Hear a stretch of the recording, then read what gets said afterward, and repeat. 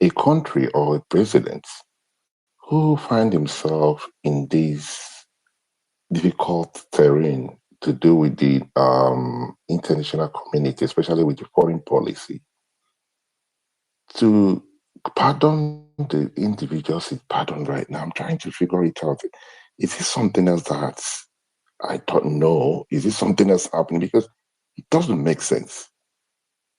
Because one would have thought that they will find a silver lining, try to show that they are willing and they are ready to curb insecurity and corruption.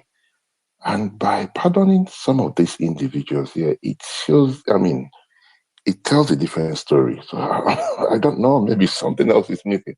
But I would like to hear other people's opinion. And I'm pleased to say we've been joined by Professor Chido Dinkano. Prof, good evening and thank you for joining us. Daper, you have the mic, sir. Okay, good evening, everybody. So, first of all, my thought on this is I'm not a lawyer, but let's start looking at it from the constitutional perspective. Did the president acted outside of the constitution? The answer is no.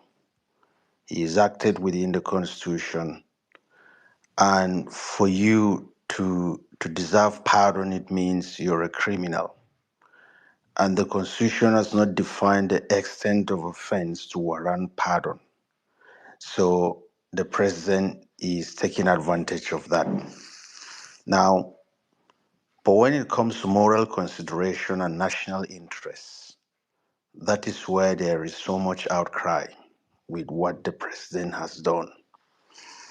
National interest is okay, if these people are pardoned and they're released back into the system, what's the probability that they will not repeat this offense and inflict pain and hardship on the people, on their on new sets of victims?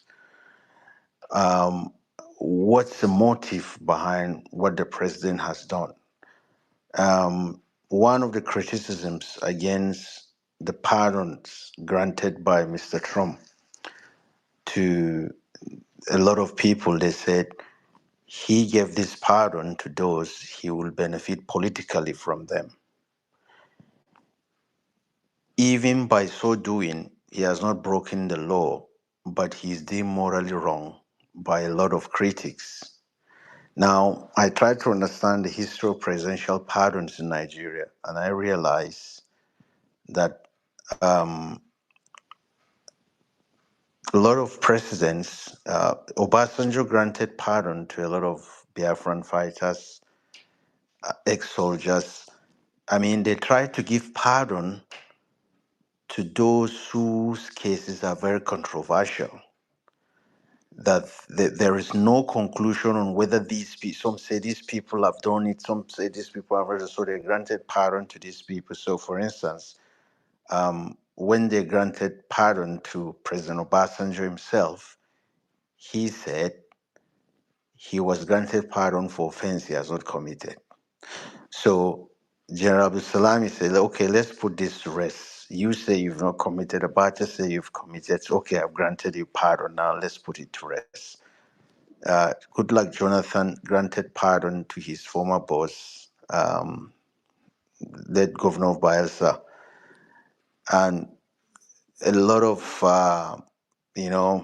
criticisms were coming up and so on and so forth.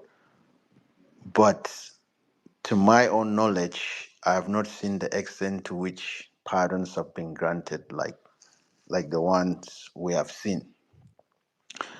And the main essence may is defined in some constitutions. I don't know whether in Nigerian constitution where it said it should be in national interests. So for instance, if there is a leader that a lot of people believe in that leader, and there is a misunderstanding with another faction, you can calm those people by releasing their leader and granting him pardon. So there are a lot of consideration, national interest that people give with that respect.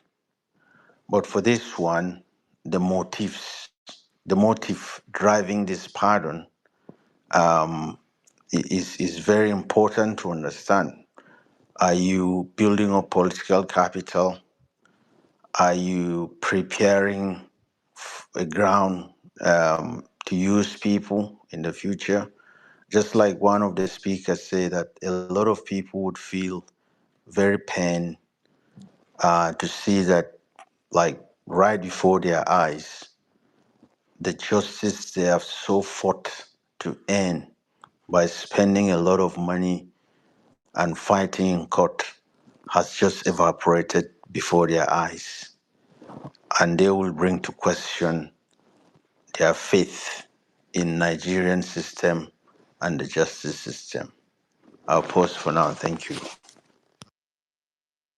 Thank you very much, Doctor. You spoke about national interest, and then there are people who would question what is national interest? What is the definition of national interest? Are we not saying that somebody who killed the husband, has been pardoned in the interest of the nation? How does that add up? And then are we not saying that somebody who a kidnapper, a criminal, if you permit me, I will use the word a terrorist, who terrorize people, who kidnap. We know about the story of one of the lawyers, the SAN Ozekeme, that was kidnapped. Are we now saying that um, those two people did what they did, and then the president decided to pardon in the interest of the nation? We're not saying that pardoning a drug dealer is the interest of the nation. I'm trying to see how APC will flip this thing. I'm truly looking forward to see how they will change the narrative, because some of the names here, I don't see anything that tells me that this is in the interest of the nation. Please go ahead, sir. You raise your hand. Yes, so you see, our nation is still evolving. America is over 200 years old, and their constitution has gone through a series of amendments. There's First Amendment, Second Amendment, up to, I think, is it 27 or 47 amendments in their own constitution. What that tells you is we we we encounter circumstances as time change, and we need to readjust the constitution to move in tandem with time. And I remember too, we had similar situation in Nigeria, transfer of power between VP and vice president, absence, and all sort of Yaradua situation created it. So I hope these kind of happening would make National Assembly, civil society should put pressure on National Assembly to amend the Constitution to limit the power of the president to grant pardon. They can say, okay, a pardon can never be given to a murderer. The highest is, instead of death sentence, life imprisonment. It can say a pardon can never be given to a kidnapper until he has spent maybe 70% of his sentence in prison, and so on and so forth. So this is a moment that as our nation evolve is an opportunity for our constitution to be improved in order to serve the yearnings of the people that it governs. Thank you. Thank you very much, Dapper. Okay, we have Ope. Ope, good evening, and thank you for joining us. Hello, good evening, everyone. Like you said, I don't think even the greatest spin maker, I don't think anybody can spin this and ask and tell us a positive, right? Um, I again, I don't know if you would like me to go that way, but I think the president has done this solely because and I think that that's all he has done from day one. I think the president has playing purely politics. I think all of this are interests of people who have power or are people who he thinks can galvanize some sort of arrangement for him because there's no upside to. Some of the names on there, the guy who kidnapped Mike Ezekume, I don't think that guy is just an ordinary kidnapper. I think he's a kidnapper that has some kind of political backing. I'll be wrong. I don't know if anybody can prove it wrong to me. There are some names there. And again, yesterday, you had this discussion where you talked about, the purported drug case of the president, and then 29% of those that he pardoned, were people who had drug cases, and you could see some who, as recent as 2022, and this is where the problem is, and how do you pretend to the world that you are a serious country? Now you have a country that has three major problems, right? There is a drug pandemic. It's not even a perception. There is a corruption problem, and then there is a security problem.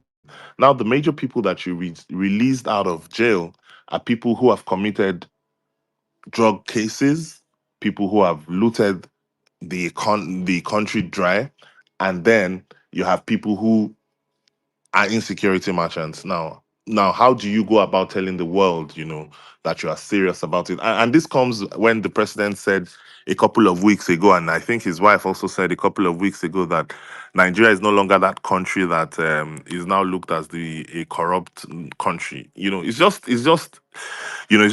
just mockery, because it doesn't make any sense to any logical person. Like, it just does not make any sense. If you know what it takes to prosecute a politically exposed person, and to get conviction, and then that person gets conviction, and then you know you just grant him a pardon. It would be a different case where he has served his sentence. He has come out. He has put in maybe another 10, 15 years of community work. Just working on the ground, and then you say, okay, this person has learnt his lesson. He has done this. But someone whose sentence just elapsed maybe 3 months ago, and then you're granting him state pardon, and then you're wiping his slate clean. And guess what? In 2027, he can run election again and then go into office. For me, I just think that all the president does is play politics. And sometimes I also blame the people who are on the other side of the divide. And I say, these people also, because I just want to cast my mind back and think that if the APC were to be in opposition, and this kind of people you know, were released on granted clemency, presidential pardon, whatever you want to call it, I'm sure Lai Mohammed will have been on CNN the very next morning. I'm very sure Lai Mohammed will have been on CNN the very next morning, screaming it down. Not especially now that, there's this thing in America where they're saying that there's persecution.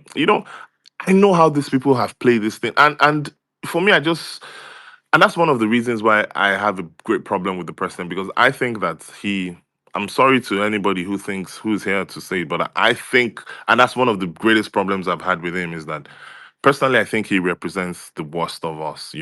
He does not care.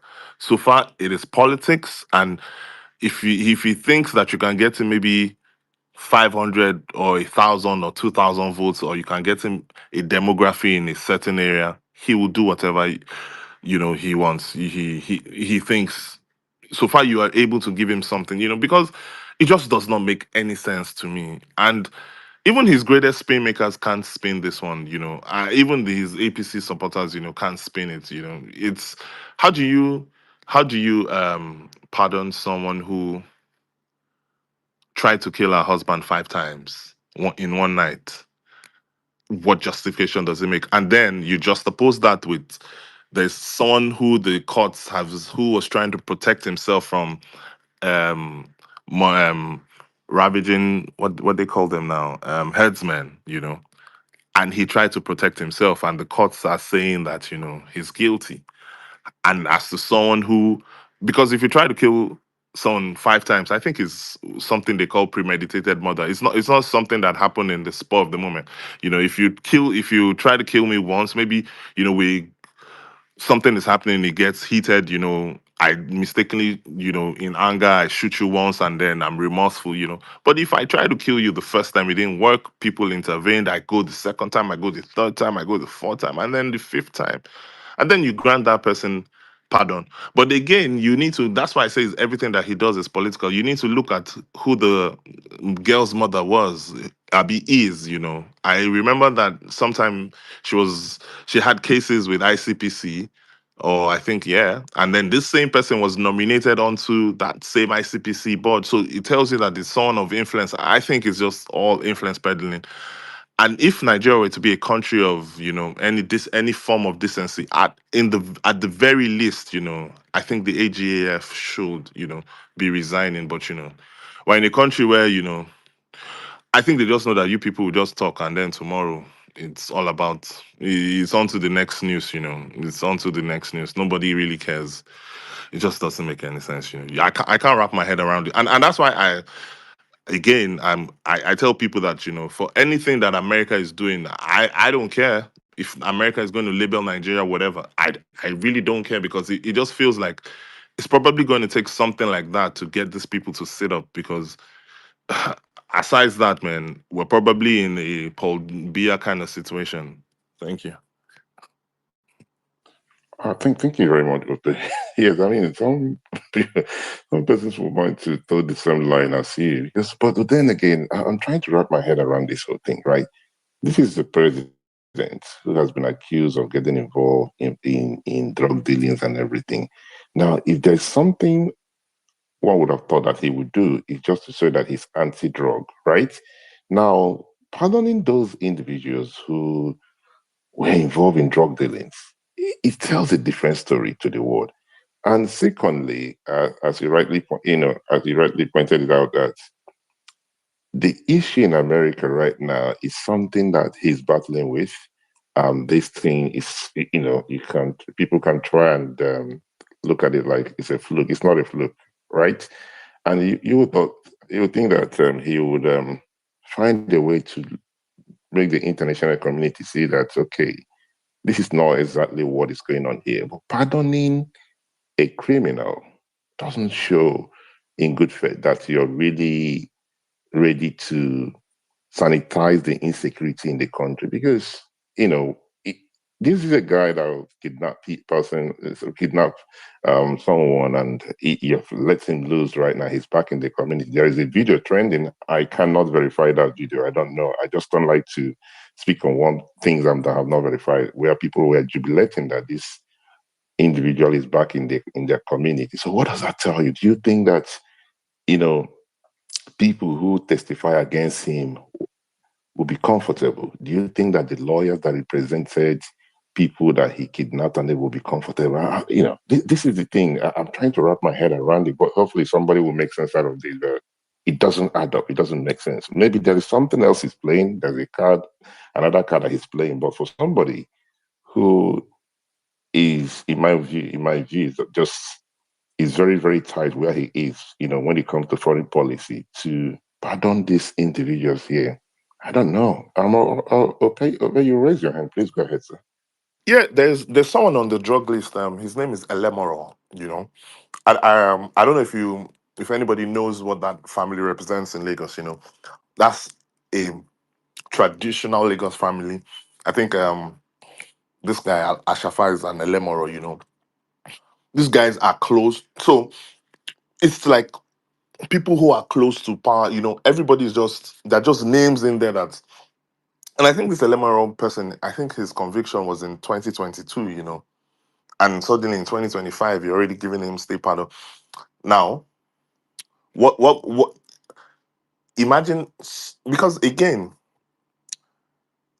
for instance, I think that crimes like drugs, they're crimes that it's very hard to dissociate yourself from, no matter what anybody tells you. It's something that once you start it, it's extremely hard to dissociate yourself with.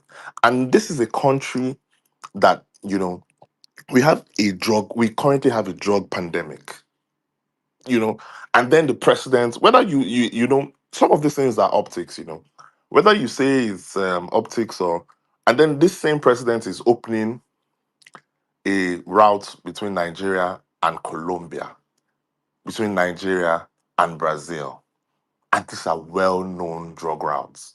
So it just feels like, what exactly is going on? Like, does he really care? Or doesn't he get advice? People can say it's conspiracy, but no, if you check it, if you search, I think one of the biggest drug routes is between the Venezuela, those Latin American countries and West Africa, they use West Africa as a hub, to transit drugs. And then you are pardoning people who, are drug. And it's not even like they are drug people who, if for instance, I've served my term, I've come out, I'm now a reformer, I'm now someone who does like anti-drug campaigns, and maybe I've done that for 10 years. You can say, okay, that's enough reason, okay, you are now a model citizen. Now, what's the guarantee that anybody here is a model citizen? Like, I don't see anybody on that list that has shown that, I'm an example of being a model citizen, that I deserve this. But again, I think it's where we are, man. We're just at this time. I feel like he feels like he's an emperor. I used to call Buhari. I used to call him the Sultan. I think this one just feels like I'm an emperor. Like I can do whatever I wish to do, and you people will take it, whether you like it or not. I will do it, and nothing is going to happen. And I guess that's what it is. All right. Thank you for your submission. Do we have any other person who would like to contribute, or you have a question for myself or any of the speakers? Those on the speaker section, or those who are not on the speaker section, if you have any contribution, if you're not able to speak, please put it on the comment section. I'm quite pleased. I will read it out. But as always, you can disagree with myself or any other person on this platform, but what we will not condone is name callings, right? So let's just um keep the house going. So I'm listening to it, but I'm gonna okay, Comrade, go ahead. I was gonna ask Mr. Bike a question, but go ahead, Comrade. No, once you're done, I can wait No, myself. no, no, no, go ahead, please. Go ahead. Okay, I wanted to just chip in and even say, because I just googled and I saw that section 175 of the Constitution gives the president the power to grant pardons. But nevertheless, I'm just asking in my head, it has been banging in my head. I mean, for those of us who are used to the victims of kidnapping, murder around, because like I said, I was in Maiduguri for the past 8 years from the start of Boko Haram till the finish, and I know what we faced. And like I said also, uh, I mean, when Buhari's government was rehabilitating Boko Haram, I was just imagining the Boko Haram that stayed in my father's house in my local government. I can categorically tell you that for the past 10 years, since 2014, there's not been light in in two local government in this country. My local government is one of them. No iota of electricity whatsoever. My father's house was used by Boko Haram. They stayed there for almost a week, they destroyed the houses, and we still suffer the pain. But these are people who have been rehabilitated, who have been paid to go and sin no more, while we, the victims, are still suffering without light for the past 10 or 15 years, since 2014, that they destroyed our light. Who paid me for the destruction of Boko Haram in my father's house? And today they've been pardoned, rehabilitated, repented. And I am here today. I've just joined the strike, and government is telling me there is no work, no work, no pay. I mean, this to tell you the difference between a, a terrorist or a kidnapper in this country and a law-abiding citizen. I mean, who came to my house and asked me for what was destroyed? Who paid for the renovation in my house by Boko Haram? Who even took me on a mental tourism to check how my mental state was? But nevertheless, who were the victims that enjoyed most from the government? Boko Haram. How were they paid? Rehabilitated, reoriented, paid with salary, paid with feeding allowance, just to go and see no more as former terrorists. And it tells you the kind of country we live in, because I speak as a victim, not somebody from the bench. I mean, yes, look at it from, even if you say the president have the powers, but I mean the president in his own sense, his own people around him, and APC members that sat on this committee, they are supposed to ask themselves, what is that power? Is it meant for justice or for mockery? Was it meant for mercy or for madness? Was it designed as a rare case where guilt is uncertain, like Dapel said, or for punishment? I mean, how do you reward people just because they are powerful or connected who have bled this country. They tell us, when I asked somebody in the APC this evening, he said it's not the fault of the president, it is the Presidential Advisory Committee on the Prerogative of Mercy that reviews applications, that they speak of good conduct and age or health. But who reviews the tears of victims like me? Who weighs the scars of those left behind by kidnappers or the life destroyed by drugs? Who pardons the innocent Nigerians who never got justice in the first place? These cases took long for court to grant to finish its verdict, and then somebody will just sit down one day just because he has powers at his discretion. He will just issue pardon to any kind of person he thinks he deem it fit without actually thinking of the victims like me. You see, my anger is not personal; it is patriotic, and I keep saying, even if there are APC people on this place, even if they are DSS, I have right to vent because I was a victim, first-hand victim. This is how I called Buhari from his tenure in the beginning to the end about the stupid rehabilitation program he did. But what happened? Let's make a research. How many of the repentant Boko Haram repented fully? I'm dead sure if you go and do a research today, the numbers of those who have repented fully and numbers of those who have gone back, you will see that the number of those who have gone back are more than those who have repented. Because I mean, they did not repent because they wanted to repent. They repented because there was no food. Either they are tired with the bush, or they have been captured. It's not because they wanted to repent. So it is a slap on the face of every child like me or every human being that is patriotic and law-abiding. And look at the case of Mariam Sanda.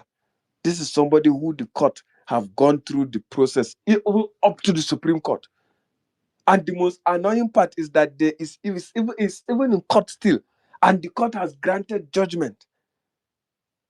Instead of you to even review it from death to even, let's say, 10 years or 5 years imprisonment, you say she should go and sin no more because you are the president, you have the access, you have the powers to give pardon. The US that are telling us there's genocide in Nigeria are watching, and they are watching every actions, and they are saying, are these the government that they are saying that there's no genocide? And some senators in the US are even saying part of the government is complicit. And you are trying to rebrand your image. You are trying to shape the ethics, the face, the mirror of Nigeria across the globe. You are trying to tell the international world that yes, you are fighting insecurity or terrorism, but it's not for a particular religion. And then here you are, sitting comfortably on one side, granting pardons to kidnappers. I don't know for what reason they did that, but nobody on earth can spin this. Not anybody. Maybe except, like Daniel Bola said, when you join APC, you automatically your brains refuse to function. So I'm just waiting for one APC person to come here and spin it and tell us why pardon was given to kidnappers. And I'll tell him, why was I not contacted when Boko Haram entered my house? When Boko Haram killed my brothers and my sisters in my village? And today, for 10 years, we have no light. What has the government done to me? How have they told me to stay? How have they, who even reached out to me to know how I was doing, how I fed all this process, how I repaired my house? And up till today, a whole local government in Nigeria for the past 10 years has no light and no hope. I can tell you today, like every house in my village, in my local government, is either on solar or is either on generator. This is the reality. But the people who've caused that today have been reintegrated, have been repented, have been given money to go and sin no more. This is the country we live in under APC. Thank you. All right, thank you very much, Comrade Moon, for your wonderful submission. It's quite sad listening to you explaining what yourself and your family went through in the house of Boko Haram. So it's really, really sad listening to that part of this conversation. But out of interest, you spoke about, because some persons on this platform don't know that you are a lecturer. Are you guys? This is not part of the conversation, but I just wanted to know: are you guys actually going on strike, or is this? Are you guys going to cut this thing off? Mindset.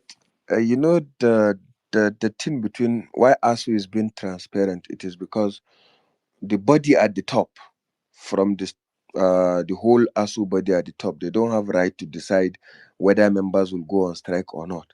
It is members, ASU members of each university that sit down and vote whether they will go into strike or not, and reflect back to ASU at the top.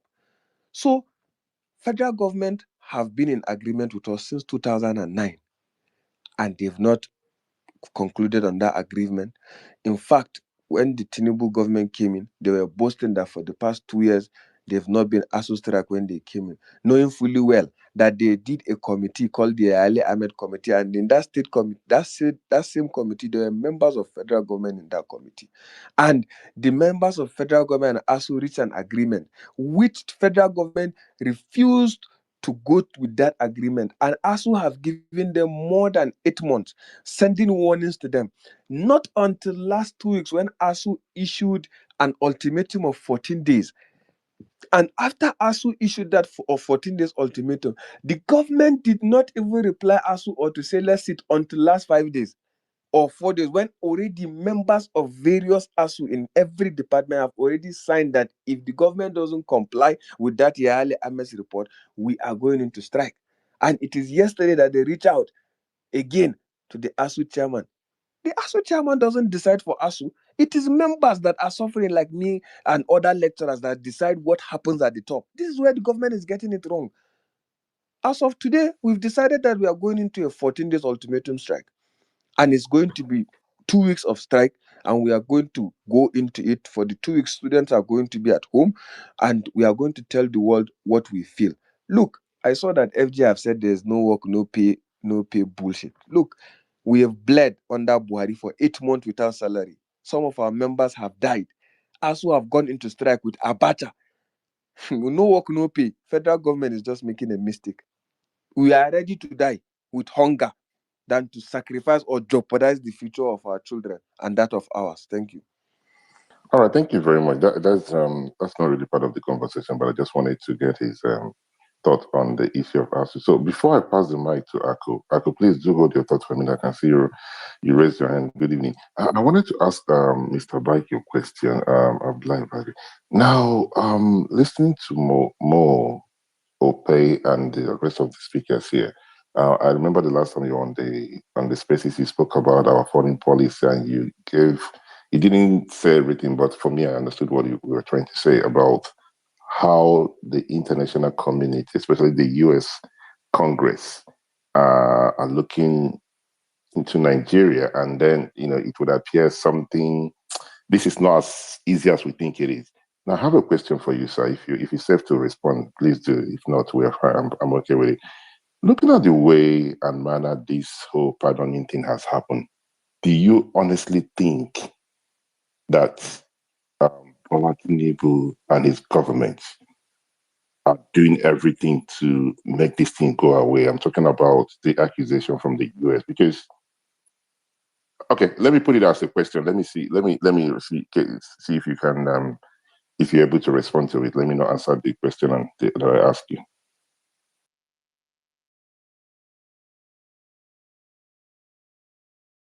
Sorry, am I audible?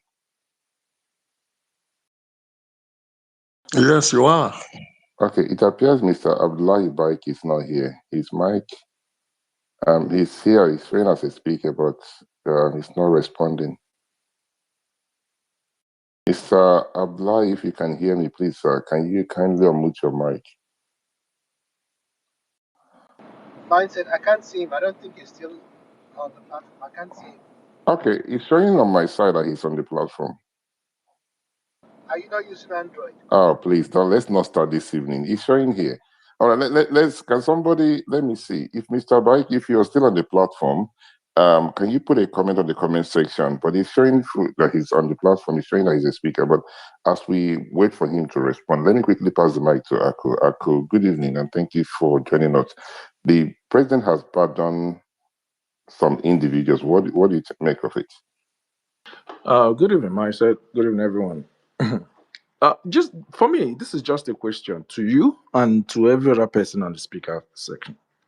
From the way the economy is being run, I mean, talking about economy, it's basically when people talk about maybe how the situation is, and then you hear them sharing 50,000, 5,000, whatever it is, which we don't even know if it's true, to the state of our security at the moment, to the way the judiciary has been so far, and then looking at the pardons that this man has actually done at the moment, plus pardoning other corrupt politicians, for example, James Ibori, to opening such routes like Ope rightly said, you know, in South America, for some reasons I do not understand yet.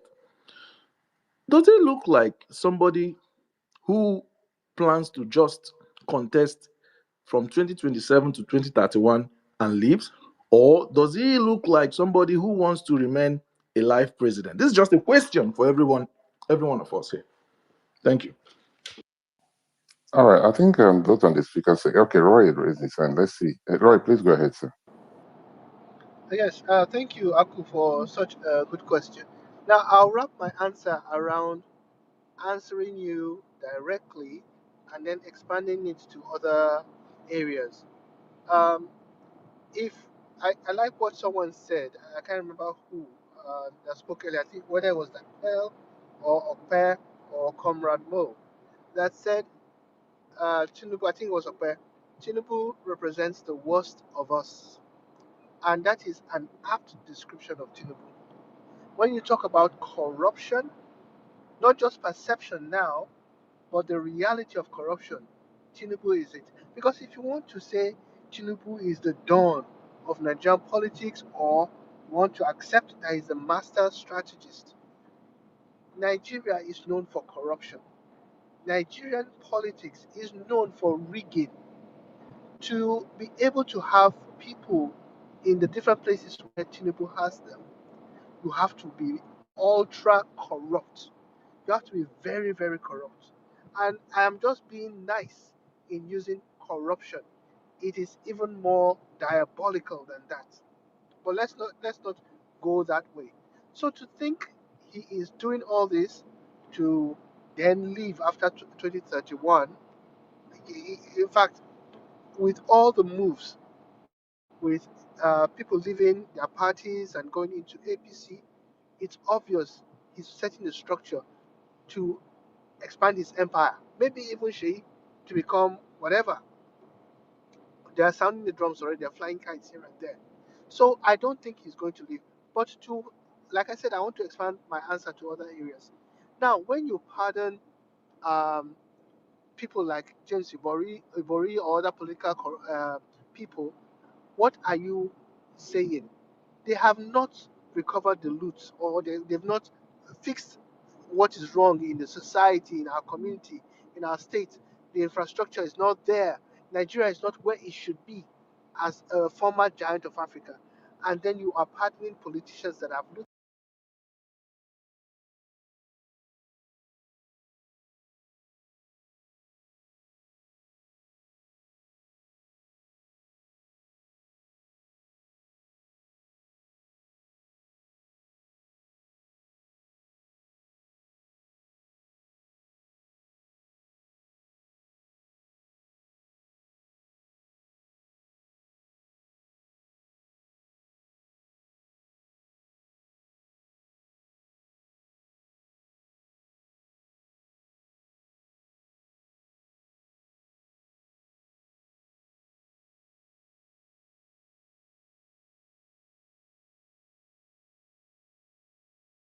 Is borrowing, borrowing, borrowing. Now, if you look at the manifesto of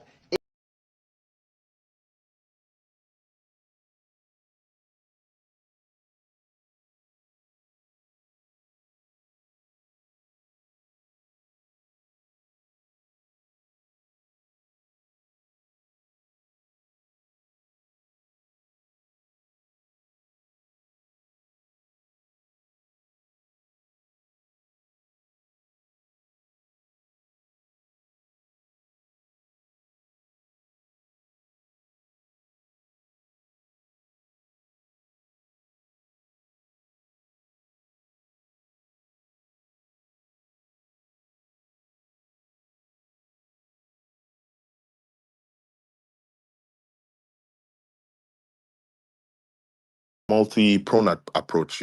He's going. I'm getting all the political giants.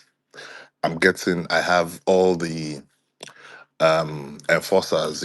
Like in Lagos, they've always had enforcers, like the NURT, and he's expanding that frontier of enforcers all across Nigeria. And there is the judiciary, there is the media that is almost silent. Every arm that you think can hold. And then obviously again, there's also the civil society, because you know before now he had been in bed with the civil society, forming. I was a friend to the civil society. I was once, so to say, an activist, or something. So on all fronts, I have the politicians, I have the money, I have the judiciary, I have the law enforcement, I have the enforcers, and now I'm releasing the worst of people into the society, you know. So take the 2023 elections, after the 2023 elections, you saw some sort of enforcers in people like what's his name now, Asari Dokubo, I think those ones have expired now. They're looking for new sets of enforcers, and those enforcers have foot soldiers all across. Because Mindset also said something about the video. I also saw the video. I don't know if it's true or if it's not, but I want to believe it is. You could see people jubilating. That means that person has a certain level of influence in whatever domain that was. I think it was in Delta. So all across board, you have different sets of, it's now going to be a culmination of everybody. There's the politician, there's the law enforcement, there's the arm of judgment, the judiciary.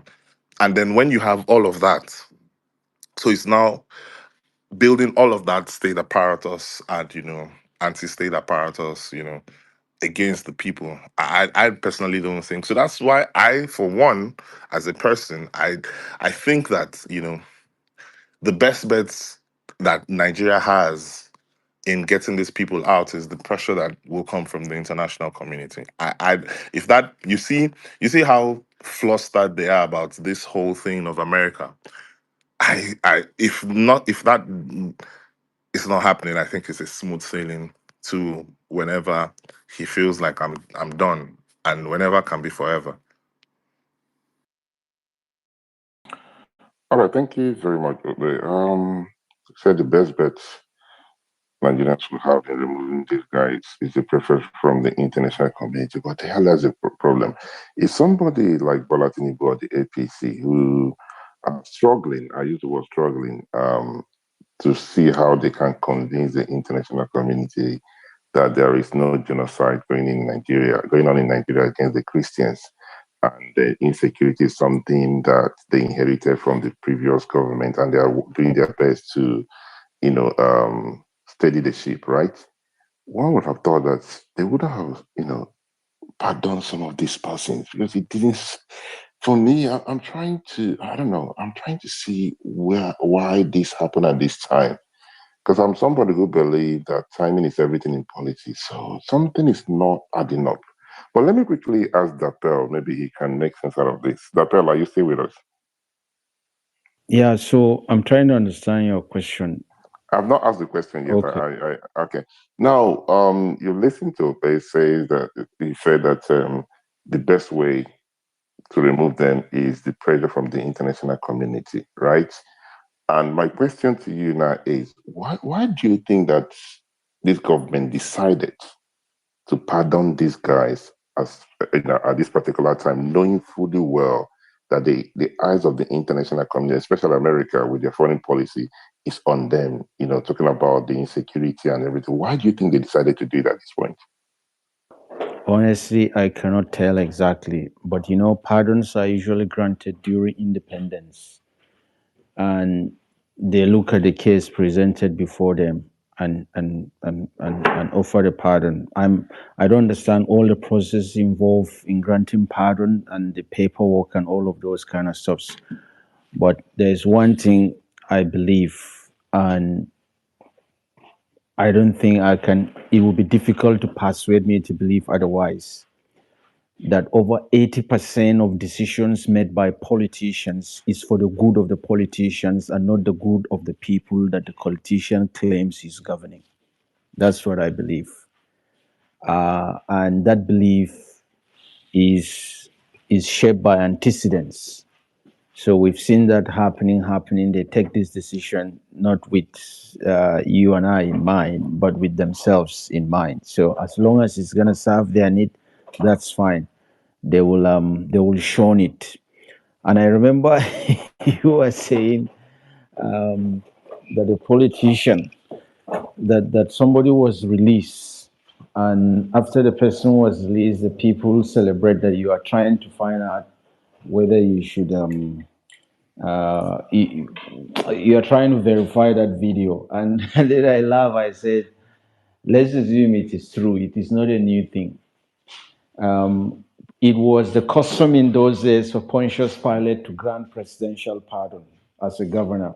And he asked the people, choose who you want me to release. And they shouted, we want Barabbas, the murderer who was convicted and imprisoned for insurrection and murder. While Jesus Christ, sinless, who has done nothing but good, the people say, crucify him, crucify him. So that's us human beings. We've been like that thousands of years ago, and we have never changed. And we will never change until Jesus comes. And that's how the world is, and we have to live with it. Thank you. All right, thank you very much. Do you have any other person who would like to respond to that question? Mr. Joseph, Comrade, or Roy?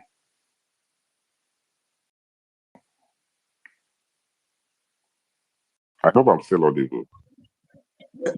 Yes, you're audible. I am actually, like I said, I'm actually waiting, patiently to see if lawyers can bring in their perspective. Like I'm seeing Professor Dinkalo. I hope he comes up so that we learn from, his own perspective. Thank you. Yes, Prof is here. Let's see, and let's pray and hope that he would come up as a speaker. Comrade, you raise your hand. Please go ahead, sir. Mindset, I watched an interview from a son on Arise Politics today, this evening when I came back. And I watched what some lawyers also said. And I can categorically tell you, I mean, the lawyers have been bred by their profession. They've undergone those painful process to become lawyers, most especially to be called sons. And they can stand on the position as lawyers to tell us the reason why FG decided to do or has powers to do what it did. But nobody can tell me that morally what federal government did or APC did can stand. And this is why up till now, you are yet to see any reasonable person in the APC camp defending this. This is something you cannot even defend, you cannot fathom. And I think this is where the problem begins. You see, APC have put us in a very dead trap. Let me give you an instance. When there is demolition in Lagos, I have noticed what happens, the trend. If it's either the average people who are there are Igbos, demolition now spins into ethnicity. Igbos are being targeted, Yorubas are this. I mean, how do a people give ethnic coloration to demolitions? Even if it's true, we are not supposed to think towards that line.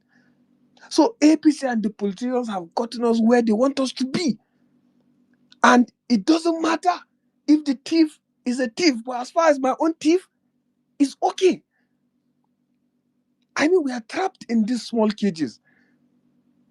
Nothing any lawyer can tell me. Yeah, he can be a son, can stand on that pulpit because he underwent all this process to become a lawyer. But morally, at this time, you yourself with mindset. At this time, because when you look at it, what do you tell the victims? I mean, how do you pay Mike Ezekoma, who is a son, who was kidnapped by this fellow kidnapper that was granted bail? How do you pay him for the money he paid? How do you pay him for the mental state he went and that of his family? How? Or is it Mariam Sanda who was pardoned? How do you pay the family of the husband? How? What moral justification? What message are you sending for a court and for prison to take a decision after going through process? Some of them even at the Supreme Court level. And then you just wake up one day. I mean, President Tinubu just pardoned Kinsaruiwa and everybody at the Ogoni. Did we talk? Did we make a case for it? It doesn't matter because you know that it was controversial and we took it, we accepted it in faith and we moved on. Are we talking about that of Mama Vasa? No. The one of Habat Mokoli. Where was President Tinubu? Which law did he even use? What happened to Habat Mokoli? On what basis? Please, that's where I want to understand. What basis are you pardoning Habat Mokoli? Which law are you using? Thank you. Thank you very much. I'm hoping and I'm just trying to see if Prof would join us because you mentioned about Macaulay. I saw a tweet by Prof. He is trying to make reference that if indeed Tinubu since he have decided to pardon Herbert Macaulay, he might as well pardon King Jaja of Opobo, right? Then I saw another tweet by the great Oracle who argued that Tinubu has no power to pardon Herbert Macaulay because the time Herbert Macaulay committed whatever crime that he committed, Nigerians did not have the independence. So I'm not a lawyer, so I'm just hoping that Prof would come up and we can get a lawyer who would help us to explain some of these things to do with the pardoning of these individuals. But I do understand where you're coming from. Yes, if I'm SAN or Zeke, I won't be comfortable. I won't be comfortable if I'm the family of of the man that lost his life in the hands of the wife. I won't be comfortable. If I'm the family of others who gone through a lot with these people who have been, who has been pardoned right now, I would not be comfortable. But there is something about politics. You see, politics have no relation to morals. Politicians would do whatever they can do just to find a way. Morally, some of these things might not sit well with us, but politicians would always find a way to make it look that this is what has to be done. I've seen somebody make a case, or not make a case, actually put a post out there saying that this is, Bola Tinubu preparing for 2027. So if you look at the persons he has pardoned, that these are places that he believes he needs the number. So doing these things are just getting people who he needs for this election. This is the Machiavellian side of him, if indeed this is what he's planning to do. So I'm still hoping that we can get lawyers who will come and help us to explain some of these things. But thank you very much, Comrade. As I pass the mic to Ope. Ope, you have the mic, sir. Yeah, good evening. Again, when I would think that those who framed, this thing of presidential pardon, right? They framed it. Obviously, there's the intention behind it. I don't think the intention, because if you look at our um prison systems, there are so many people. There are thousands of people who, by just hapstance of being in the wrong place at the wrong time, have spent the last maybe 15, 20 years of their lives in jail. They have there are people who they spend their last 10, 15 years in jail just by in where I come from in Yoruba land, they call it Oko and Roga. That's like, for wandering, you know how police just come, raid people, lock them up in the cell. Next thing, you're at the magistrate court. Next thing, you find yourself in jail. You can't find a date. You have nobody to fight for you. And then that's your life. That's your reality. You've not set up committees to, the decongest the prisons, because at the end of the day, you find even those that, there are people who have committed, crimes that are you can refer to as petty crimes. I stole in a supermarket, I stole this, And there are people who have committed those crimes and they have outspent the number of years where, even if they are charged and they are convicted, the number of years they should have spent in jail, they've spent way above that time and they're still in jail.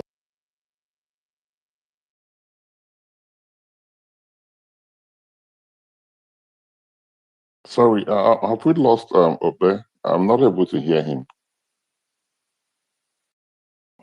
Yeah, I can hear him too. You can't hear him, right? Okay. What about you, Mr. Joseph and Lapel and Roy? Are you guys able to hear him? No. No, I All right. don't So, think he has gone down.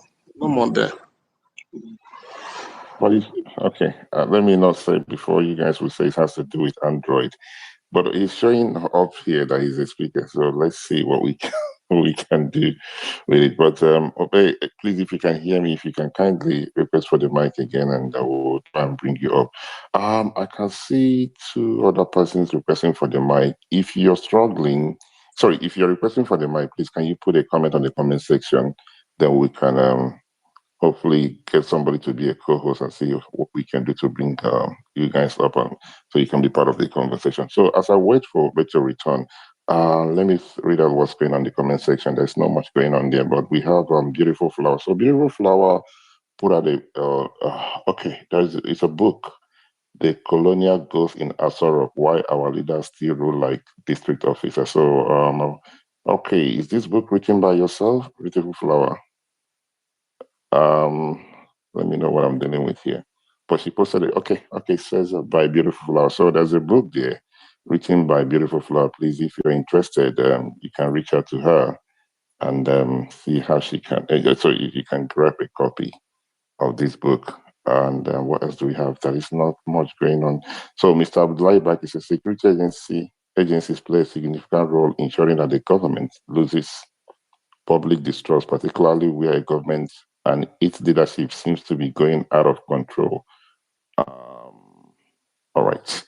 That's the only thing going on in the comment section. So, Obey, you're back. I don't know what you're back. You want to continue where you stopped? It's just ranting and frustration because of everything that it should be going on. I don't think that again, you're trying to rack your head around it and you're looking at what are the net positives of this, of this pardon. Like, what are the net positives in the whole list of people? I don't think anybody has brought out a standout person that everybody has clapped for and said this person truly and truly deserves the pardon. So what exactly are the net positives? Why did they do it, and why is he doing it at this time? Is it just to tell you people that, to tell us rather, not to use that, to tell us that what, I will do whatever I like and nothing can be done about it? Like, absolutely nothing. I just don't get it, because the problems, the mirage of problems, there's a drug problem, there's an insecurity problem, there is a corruption problem, and the multitude of people that you release are people who have those crimes. What of those people who have nobody to speak for them, who are just in jail by, for whatever reason, some petty crime? Some, I stole a goat and they've been in jail for 10 years. I know those level might not get to the presidency, but why have you not, why haven't you set up whatever committee to go around these prisons, decongest, because it's just madness. Honestly, it's just like, it feels like a banana republic, like anything goes. And that's exactly what it is. Like, anything goes. I will do whatever I want. Nobody.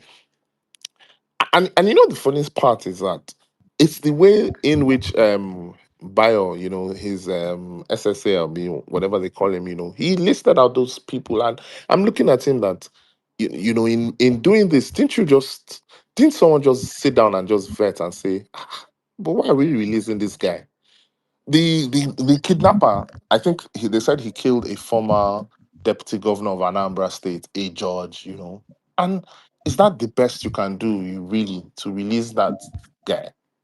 Okay, I want to ask a simple question to anybody. What has that guy done to deserve the pardon?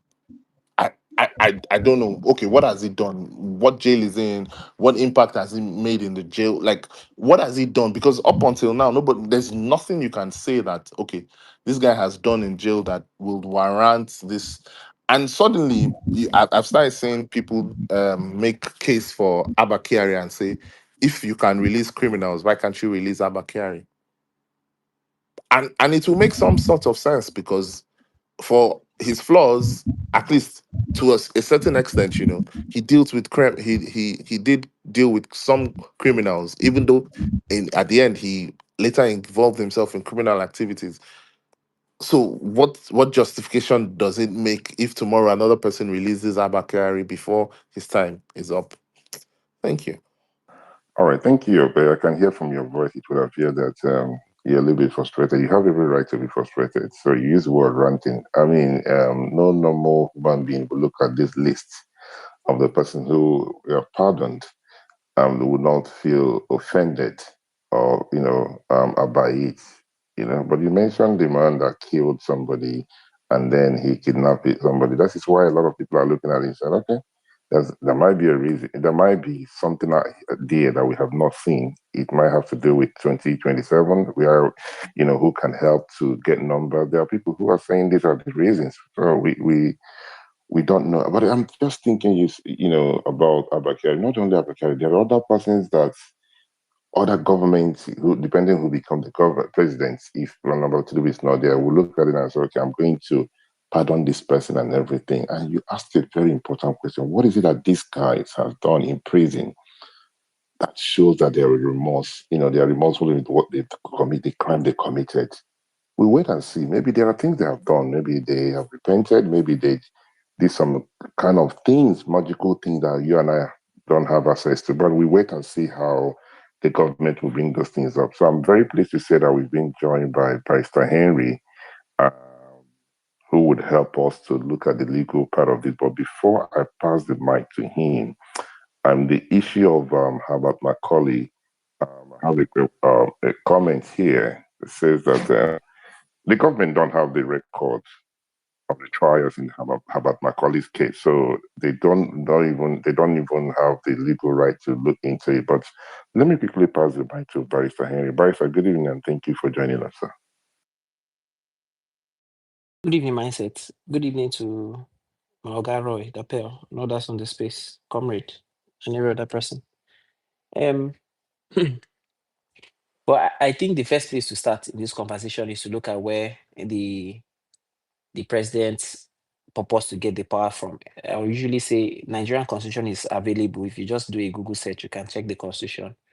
Um, Section 175 talks about the prerogative of mercy, and it says, if you permit me to read, it's not so long. The president may A. Grant any person concerned with or convicted of any offense created by an act of the National Assembly a pardon, either free or subject to lawful conditions. B. Grant to any person a respite, either for an indefinite or for a specific period of the execution of any punishment imposed on that person for such an offense. C. Substitute a less severe form of punishment for any punishment imposed on that person for such an offense. Or D. Remit the whole or any part of any punishment imposed on that person for such an offense or of any penalty or forfeiture otherwise due to the state or account of such an offense. Subsection 2. The powers of the president under subsection 1 of this section shall be exercised by him after the consultation with the Council of State. 3. The president, acting in accordance with the advice of the Council of State, may exercise his powers under subsection 1 of this section in relation to the persons concerned with offenses against the Army, Naval or Air Force, or convicted or sentenced by court martial. This is everything that has to do with the powers of the prerogative of mercy in the Nigerian constitution. So what it clearly shows is that on one hand, Tinubu has the power to grant pardon to any person convicted for any offense whatsoever created by an act of the National Assembly.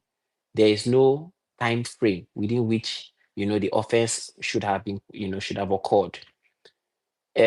More importantly, or perhaps importantly, is the fact that the Constitution tried to put a safeguard because I presume the drafters acknowledged that this section could easily be abused. So what he did was that he said that the president shall exercise these powers in consultation with the Council of States, or shall exercise the powers only after consultation with the Council of State. The Council of State is another body that is in the constitution, is comprised of past head of states, past CGNs, the governors, a lot of dignified offices. That being said, the power is very broad. And if we want to look at the um, legality or otherwise of the execution of the power to grant all those people pardon, in my thinking, it is more or less moot, because on one hand, somebody who illegally removed the governor, is it now to grant pardon to dead people that is in question? So on one hand, the power can be stretched. And I see a lot of concerns about, for instance, Herbert Macaulay, because what the Constitution says is that it must be a pardon for an offense created by an act of the National Assembly. So you ask yourself, was Herbert Macaulay convicted of an offense that was created by an act of the National Assembly? If the answer is no, then it looks like Tinubu's exercise of that power is perhaps a stretch. But even more importantly, of what legal or political relevance, rather of what legal relevance, first of all, is the pardon? The guy is dead. He's dead a long time ago. It may not have any legal relevance, and Tinubu even more or less knows. The question is, does he have any political relevance? I think some of the pardons have political relevance, but what is even more scary to me is the electoral relevance. And I say this because I have had dealings in the past, at least at the state government levels. The state governors also have the powers to grant prerogative of mercy to any person who's been convicted of an offense created by a state house of assembly. However, they must exercise the power after consultation with the council on prerogative of mercy. What I have seen in time past are times when elections are coming close, you see governors exercise this power and pull out people from prisons who have very questionable integrity, who are known to be riggers, robbers, kidnappers, and in many instances, these people are employed in the electoral cycle that follows to rig elections or whatever the case may be. At least I know personal cases. Clearly, I will not mention names. So I'm a bit worried whether this long list we have seen and the inclusion of names like Herbert Macaulay is in a bid to mask the true intention of putting in some very questionable and dubious characters in that long list so that they pass through quietly without the scrutiny of many Nigerians. Because if we're going to talk about the legality of it, like I said, anybody can pull up 175. It seems pretty clear. If a person has been convicted for an offense that was created by the National Assembly, Tinubu more or less has the power to grant the person pardon so long he has consulted with the Council of State. And you and I know that there was that Council of State meeting recently, and I don't know the full context of what happened then, but it's possible they discuss issues like this. Mind you, many Nigerian politicians also lobby to have people who they have interests in come out of prison.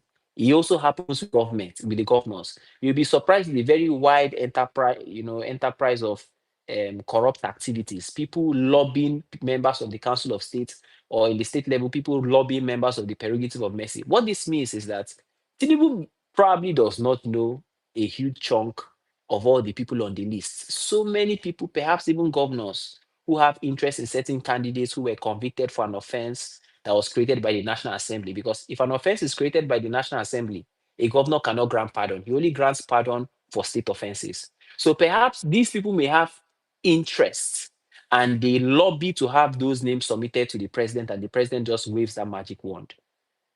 So I think these are some of the issues: the political relevance, the electoral relevance, and the social relevance. I do not even think Tinubu was very much concerned with the legality of what he did, because most of the people who are in issue are people who are dead and gone anyway. So supposing you go to the court and you say, you ask the question and say, does Tinubu have the power to grant the prerogative of mercy to Herbert Macaulay? Really, of what social consequence is it? He scored the political point to the extent it can serve, given that Herbert Macaulay is long dead and gone. I think these are how the issues come up to me. Thank you, myself. All right, thank you very much, Barrister Henry.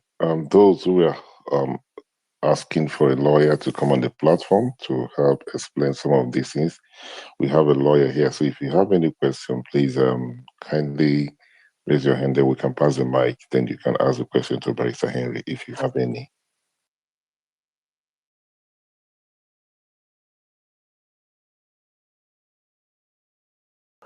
All right, since we don't have anybody who is willing to ask question or who have any question for Bryce, Bryce, I have a question for you, sir.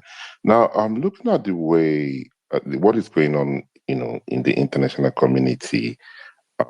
It has to the thing that has to do with the killings of the Christians, you know, and with the foreign policy. Do you think the timing of this pardon would make any would hinder what Paula Ahmed Tinubu and this Nigerian Senate are trying to do, because they say they're going to reach out to their counterpart in America? Do you think that would have a negative effect, looking at the way things have played out? You're asking very interesting questions, mindset, because these are times when the power of the media and propaganda is even becoming more accentuated over time. Um, I really do think that regarding this pardon, what I think is that so many names, including people like Herbert Macaulay, the Ogoni Nine, and all those other type of names are there to mask the intention to release certain people who would have electoral violence value in the next election. This is my personal opinion. Some people are also pro this list, perhaps inside of the government, because they feel it's going to be distraction from what is going on with regards to the conversation surrounding persecution of Christians. I do not believe that, I believe that some of them think perhaps it has a bearing, but the conversation surrounding the persecution of Christians in Nigeria is way broader than any list of pardons Tinubu may want to grant. the of course, you and I know how American policy works. And when they come out like this with statements like this, it may not necessarily be because they care about Christians or Muslims per se. They have an agenda. But beyond the agenda, for me, the biggest problem the Nigerian government has is that the allegations of genocide against Christians is not entirely baseless. The American government has tons of facts.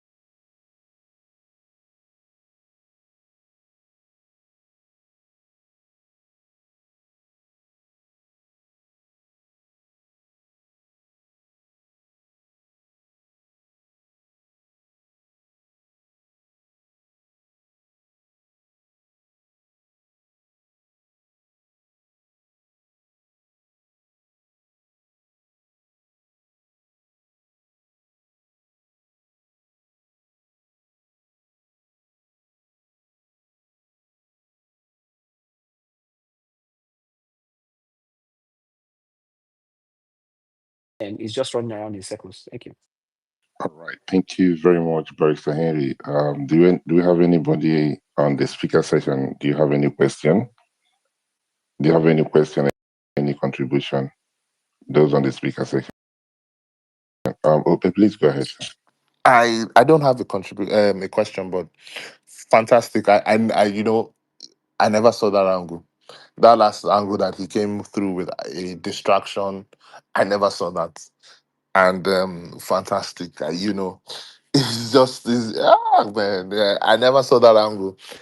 And it's very plausible because this will probably, eat up the Nigerian space for the next maybe 1 week, 1 week, 1.5 weeks. And you don't know the damage that these people might think they want to do, distract, take our attention away from what it is.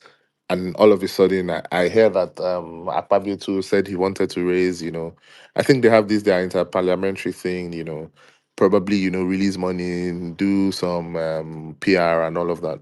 I never saw that angle. But I think that, like he rightly said, the kind of people who are pushing it with with people like Ted Cruz, I think I think he's a very senior member of the Congress. For someone to have run for office of the president, I think he's a very senior member. I think he will stay on whatever course that he has for whatever their reasons are. But at least it will douse the tension, the social media attention.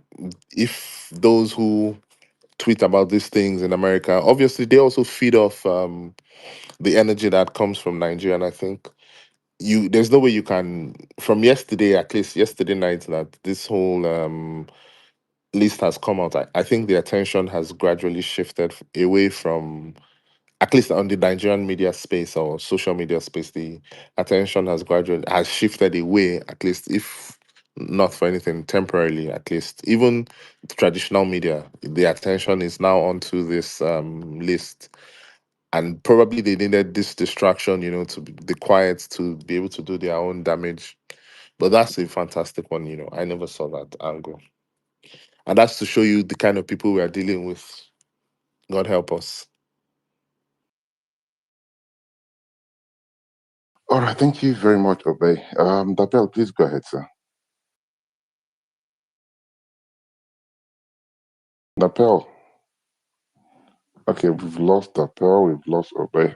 I'm not sure what is going on here, but both of them have just. Uh,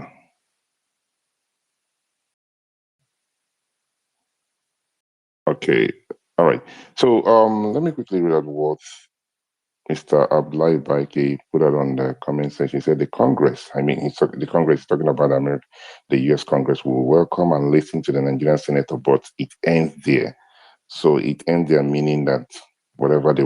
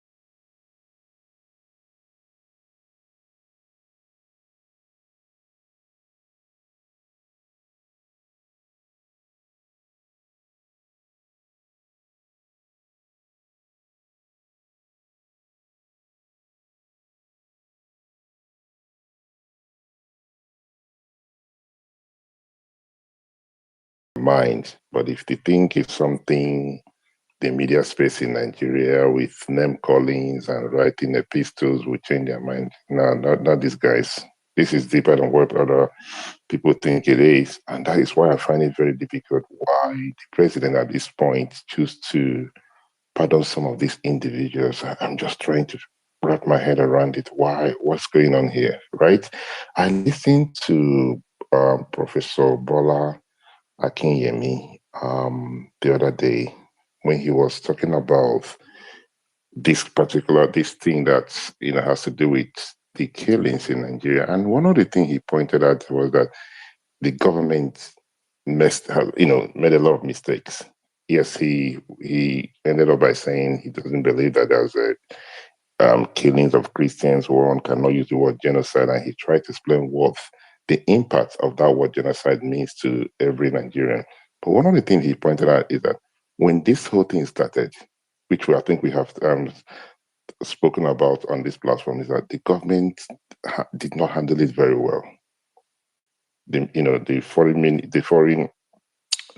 ministers, foreign affairs should have been on top of this whole thing, right? And the argument that they were not given opportunity because to be part of it and everything, for him it doesn't hold waters. So allowing for somebody as experienced as him who understand foreign policy than myself, to speak in that manner, that tells you that this is not something somebody can just give a blogger, somebody in Nigeria just to write something and it goes away like that. The earlier they start to do something about it and meet up with these guys, see where they go from there, that's fine. But if you think writing anything would change their mind because of the bill they want to pass, I'll be very surprised. I'll be very, very surprised to see that happen. I'll be very, very surprised. So I do not know why Bola Tinubu and his team decided to pardon some of these individuals.